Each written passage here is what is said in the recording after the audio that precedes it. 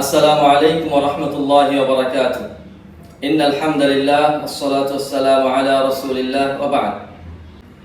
দীর্ঘ এক মাস সিয়াম সাধনার পর আনন্দের বার্তা নিয়ে এলো ঈদুল ফিতর। ফ্লাই রেহলা পরিবারের পক্ষ থেকে আপনাদেরকে জানাচ্ছি পবিত্র ঈদুল ফিতরের শুভেচ্ছা এবং মোবারকবাদ। ঈদ শুধু আনন্দই নয়, বরং একটা শিক্ষা। দীর্ঘ এক মাস সিয়াম সাধনার মাধ্যমে আমাদেরকে শিক্ষা দেওয়া হয়েছে তাকওয়া অর্জন। রমজান আমাদেরকে তাকওয়া অর্জনের প্রশিক্ষণ দিয়েছে। সুতরাং ঈদের দিনেও যেন সেই তাকওয়ার কথাকে আমরা ভুলে না যাই। ঈদের আনন্দ যেন আমাদের ঈমানি চেতনাকে দুর্বল করে না দেয়। এজন্য কিছু বিষয়ের প্রতি আমাদেরকে লক্ষ্য রাখতে হবে। প্রথম, আমাদেরকে গুনাহ থেকে বেঁচে থাকতে হবে। যেমন পর্দাহীনভাবে যেন আমাদের কেউ বাহিরে ঘোরাঘুরি না করে, বিপর্দা না চলাচল করে, গান বাজনা এ জাতীয় যে সমস্ত অপসংস্কৃতি রয়েছে, গুনাহের কাজ রয়েছে, এগুলি থেকে আমরা যেন অবশ্যই দূরে থাকি। কারণ ঈদ এটা একটা শরীয়তের বিষয়। এটা কিভাবে উদযাপন করতে হবে এটা আমাদের রাসূলুল্লাহ সাল্লাল্লাহু আলাইহি ওয়াসাল্লাম আমাদেরকে শিখিয়েছেন। ফলে এই ইবাদতের মধ্যে যেন গুনাহ না ঢুকে যায়।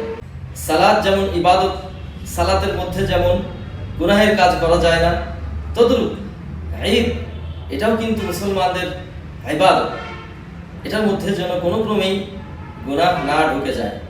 দ্বিতীয়ত, আমাদেরকে অহংকার থেকে সম্পূর্ণ বেঁচে থাকতে হবে। আপনি নতুন কাপড় পরেছেন, আপনার প্রতিবেশী কিংবা আপনার বন্ধুর নতুন কাপড় নেই, আপনি অহংকার করবেন না। আপনি ভালো খাচ্ছেন, আপনার পকেটে পয়সা রয়েছে, আপনার পাশে দরিদ্র রয়েছে, তাকে অবজ্ঞা করবেন না। কারণ এটা আপনার উপর আল্লাহ রাব্বুল আলামিনের বিশেষ দয়া। এজন্য আমরা অবশ্যই ঈদের দিন সহ জীবনের কোনো মুহূর্তেই আমরা অহংকার করব না ইনশাআল্লাহ। তৃতীয়ত, গরিব দুঃখীদের পাশে থাকা। ঈদ সকলের জন্য আনন্দ। সুতরাং ঈদের এই আনন্দকে আমরা ভাগাভাগি করে নিব ইনশাআল্লাহ। সব থেকে গুরুত্বপূর্ণ যে বিষয়টার দিকে খেয়াল করতে হবে, ঈদের আনন্দ করতে গিয়ে যেন আমাদের সালাত পরিত্যাগ না হয়ে যায়। যথাযথভাবে 5 ওয়াক্ত সালাত জামাতে আদায় করতে হবে ইনশাআল্লাহ। পরিবারের সাথে ঈদের আনন্দকে ভাগাভাগি করে নিন। আল্লাহ রাব্বুল আলামিনের কাছে প্রশংসা করুন যে সুন্দর একটা মুহূর্ত তিনি আপনাকে দিয়েছেন আনন্দ করার জন্য। রমজানে যে প্র্যাকটিসটা আপনার হয়েছে, এটা যেন রমজান পরবর্তী মাসগুলিতেও কন্টিনিউ থাকে। এজন্য অবশ্যই রমজানের শিক্ষাকে নিজের জীবনে বাস্তবায়িত করার জন্য সর্বোচ্চ চেষ্টা করা, তাকওয়া অর্জনের মাধ্যমে, সুন্নাহসম্মত ইবাদতের মাধ্যমে নিজের জীবনকে পরিচালিত করা। আল্লাহ তাআলা আপনাদের দুনিয়া এবং আখিরাতের কল্যাণ দান করুন।